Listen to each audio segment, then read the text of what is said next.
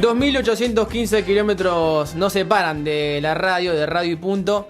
El Estadio Maracaná, donde Alejandro Sabela sueña con dar la vuelta olímpica. Ese es precisamente el título del último libro de Román Iuch, Sabela, la historia del hombre que sueña con dar la vuelta en el Maracaná. Y tenemos el placer de saludar a Román Iuch. Román, buenas tardes. Acá Cristian, Juan y Pablo te saludan. ¿Cómo estás? Gracias por atendernos.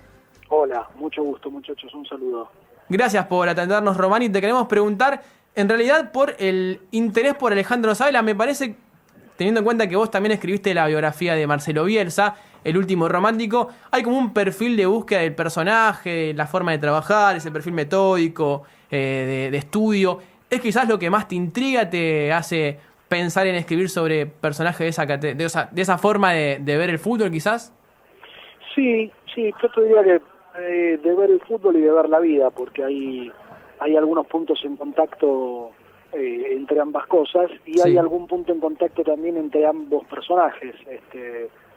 Si uno repasa algunas particularidades de la vida de Sabela y de su manera de ser y de su manera de pensar y de su fidelidad para con algunas con algunos postulados, con situaciones que marcan su apego a la ética y a sostener la palabra. Me parece que en ese sentido, además de su reconocimiento que está marcado en el libro para con el modo de trabajar de Marcelo Bielsa, creo que hay unos cuantos puntos en contacto y sí, en algún punto se busca algo de eso.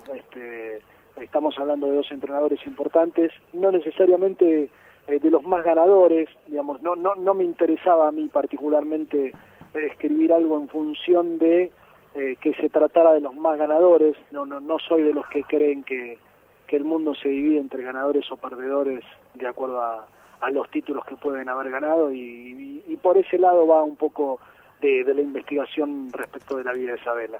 Contás, Román, en el prólogo que sentías que era el mundo del revés porque Sabela se sentaba con vos a charlar y a contarte de su vida y demás durante 10 reuniones, es verdad, en alguna confitería de la ciudad de Buenos Aires, y decías, bueno, el técnico de la selección a disposición de un periodista para contar su vida. No es habitual que pase eso.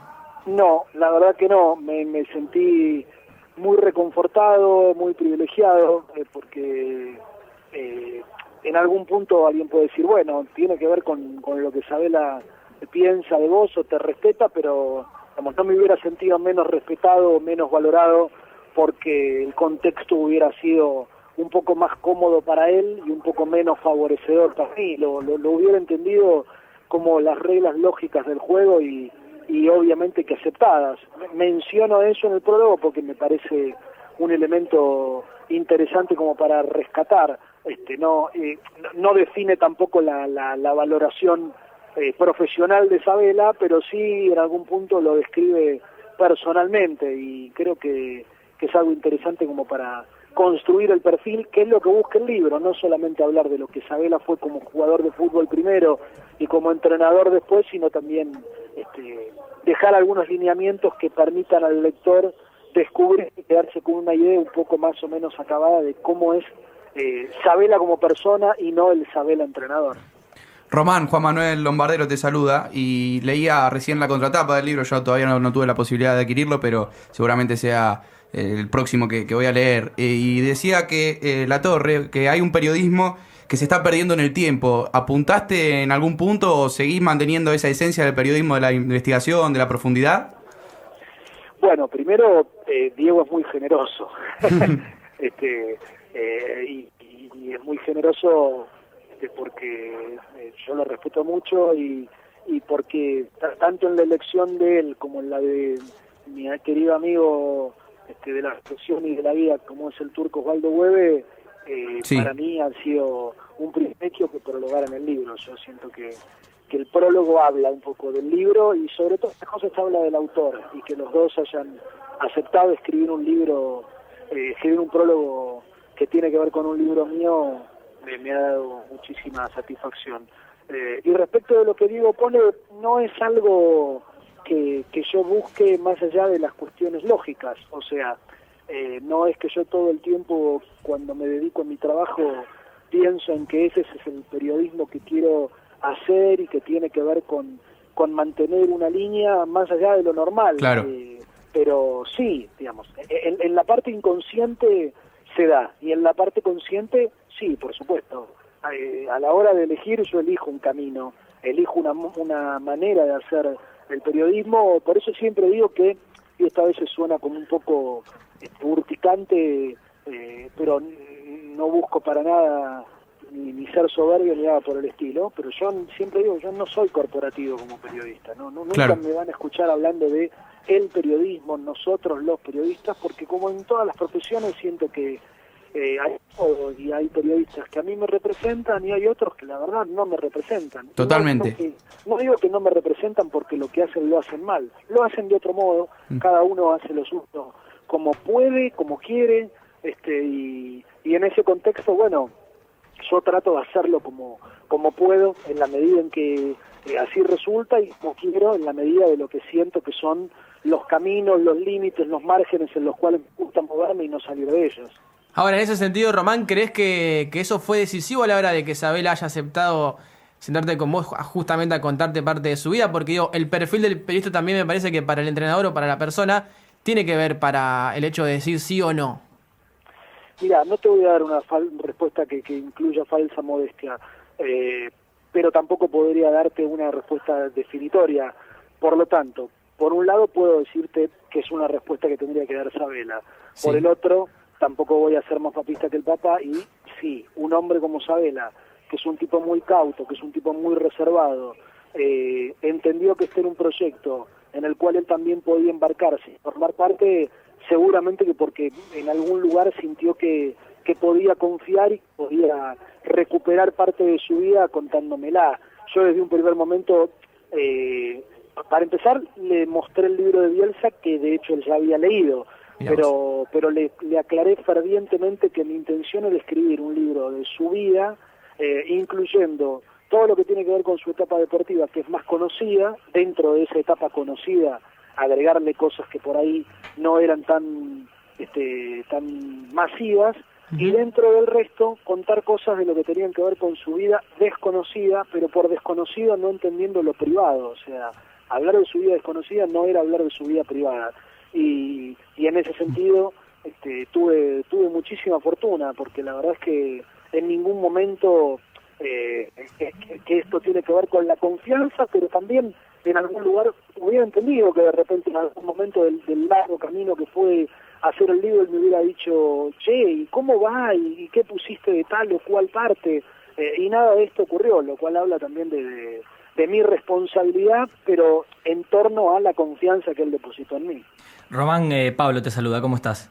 ¿Cómo te va? Bien, mi pregunta es respecto a la relación. Sí leí el libro de Bielsa, La vida por el fútbol, no leí el de Sabela, pero me imagino que hay una diferencia a la hora de encararlo, vos como periodista, como comunicador, que Bielsa es una persona que se comunica a través de las conferencias de prensa y no de las entrevistas directas. Digo, ¿cuáles son las diferencias principales a la hora tuya como comunicador, a la hora de armar el libro de Bielsa con un tipo que no te daba estas entrevistas, respecto sí a un Sabela que se sienta con vos a charlar? ¿Cómo encarás, cómo armás esos dos libros y cuáles son las diferencias? Mira, sí, yo también lo pensé en su momento, digamos. La diferencia fundamental es la expectativa, o mejor dicho, la manera, el mecanismo, para empezar, con el cual yo tenía que plantarme ante el libro. Por una razón básica y esencial. Yo siempre supe que Bielsa no iba a participar de su libro. Claro.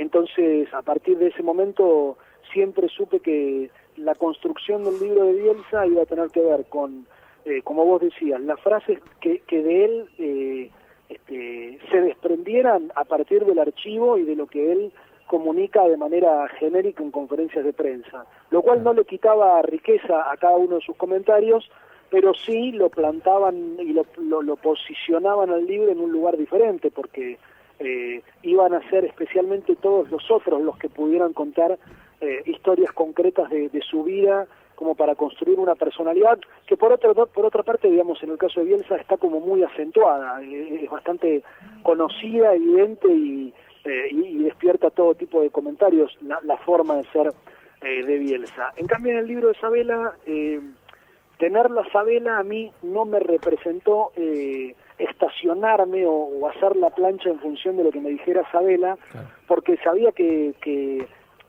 desde mi manera de concebir el libro resultaba insuficiente solamente hacerlo a partir de lo que pudiera decir Sabela. Y de hecho, si vos lo ves, además de Sabela, hay 35 personas más que hablan a lo largo del libro de Sabela. Pero claro, tenerlo a él implicaba tener un valor agregado, porque son todos los demás hablando de alguien y ese alguien hablando de sí mismo. Claro. Y creo que eso es un elemento que lo distingue al libro. Por otra parte, tenerlo a él también implicaba para mí el desafío de no sentirme, no por él, sino por mí mismo, condicionado por sentir que como él estaba, yo tenía que modificar algo de mi manera de escribir el Tal libro, cual. si bien no hay nada, realmente no hay nada a lo largo de la vida de Isabel en donde yo pueda decirte, no, bueno, pero yo vi tal o cual crítica importante, por ser gentil o por ser generoso o condescendiente con su predisposición para participar del libro. No sé si soy claro.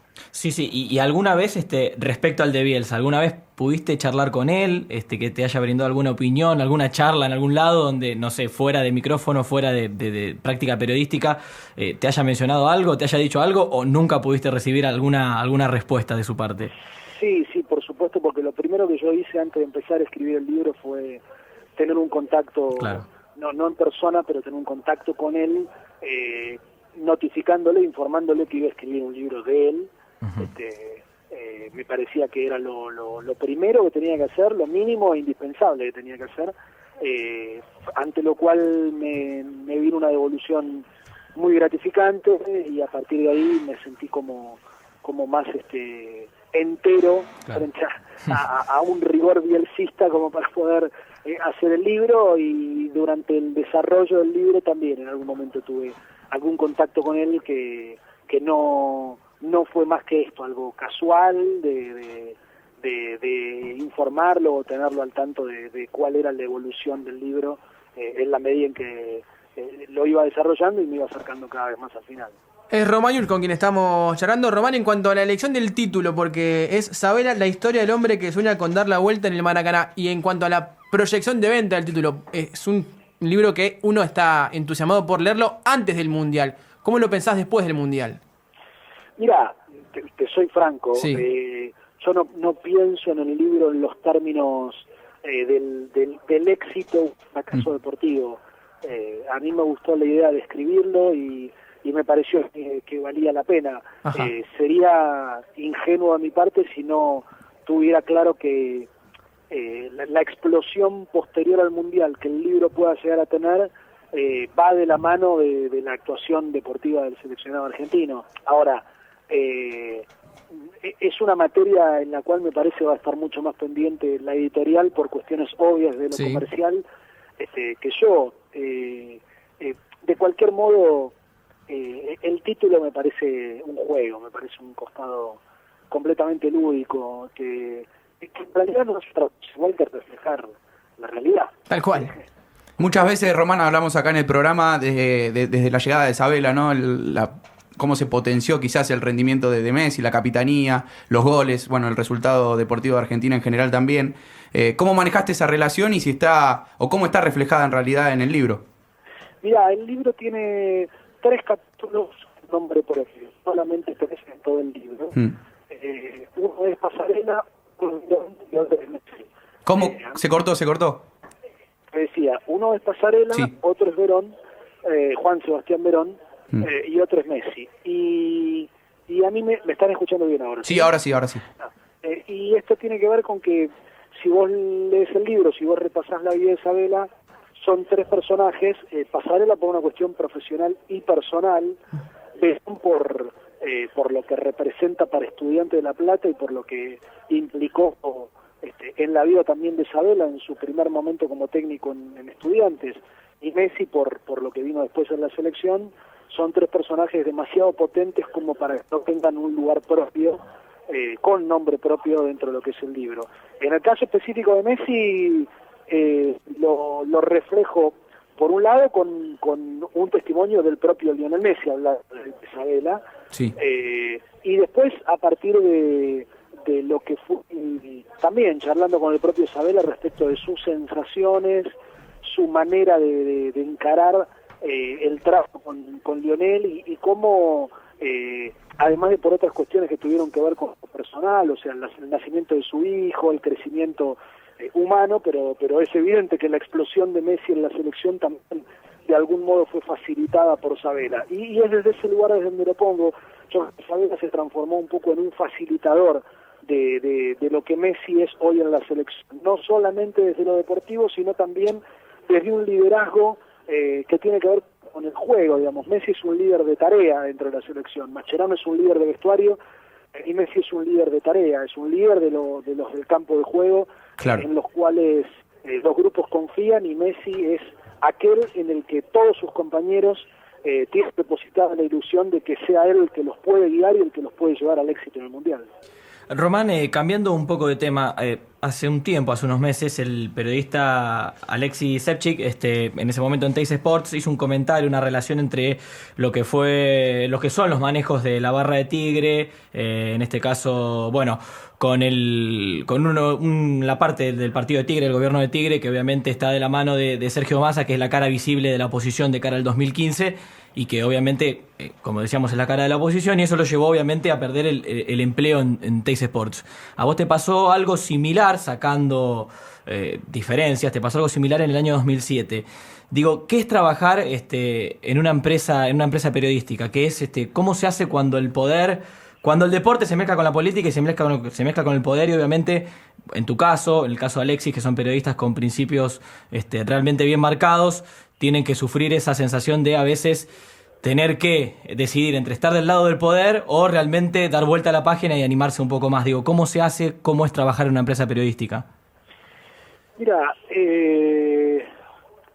yo haría una distinción entre el caso de Alexis y el mío, aunque el de Alexis no lo conozco absolutamente en detalle, lo cual me lleva a darte una opinión, pero sin pasar de una línea, porque me parece que son cuestiones muy sensibles. En el caso de la situación del incidente de Alexis, sí, en el medio puede estar la política. En el caso mío, en realidad podríamos hablar de la política del fútbol, claro, porque Grondona hace política desde la FIFA.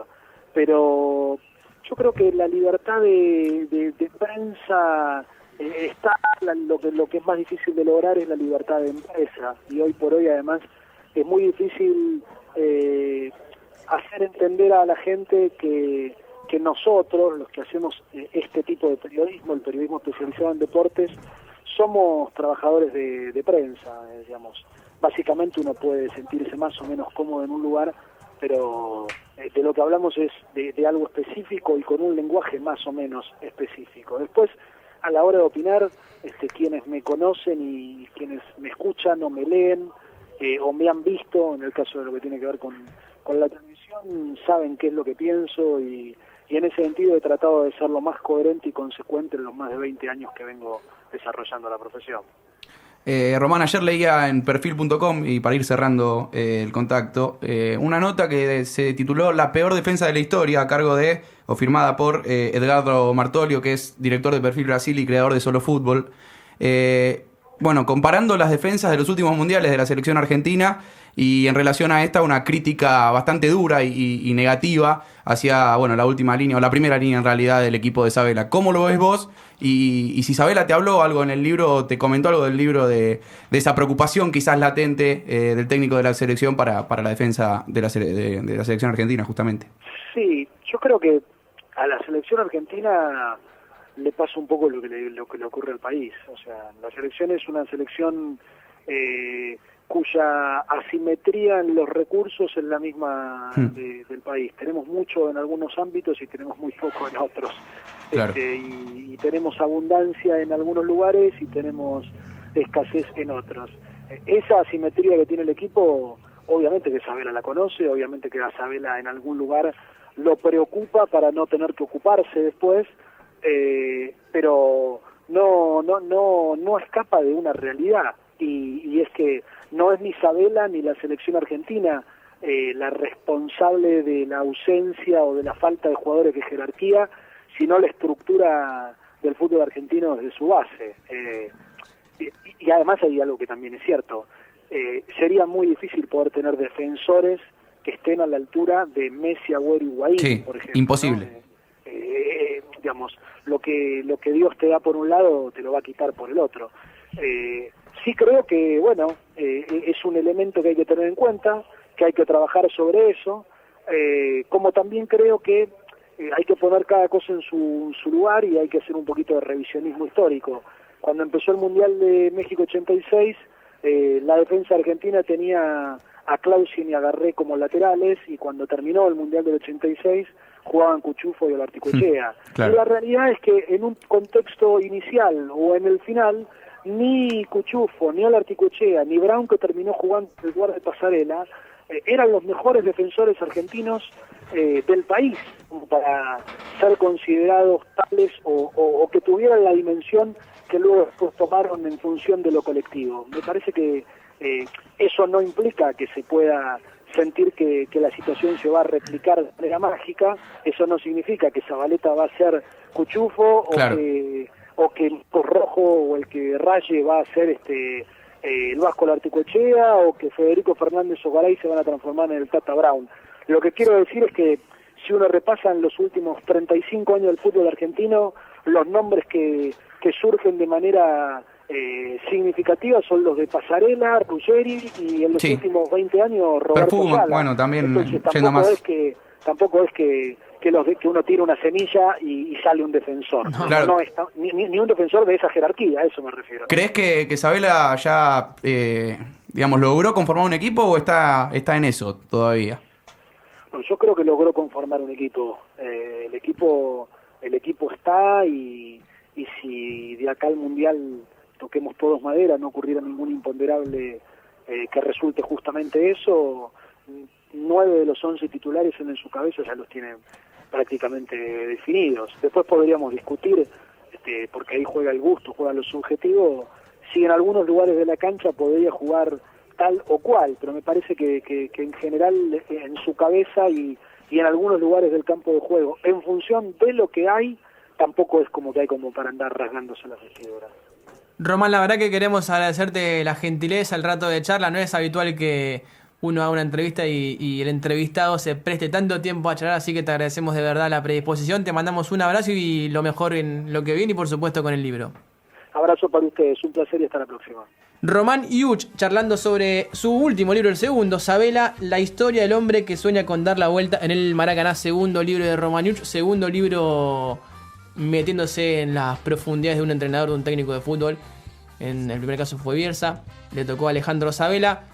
Recomendación literaria al día de la fecha: Alejandro Sabela, la historia del hombre que sueña con dar la vuelta en el Maracaná. Hemos charlado con Román Iuch aquí en Diamantes Brutos.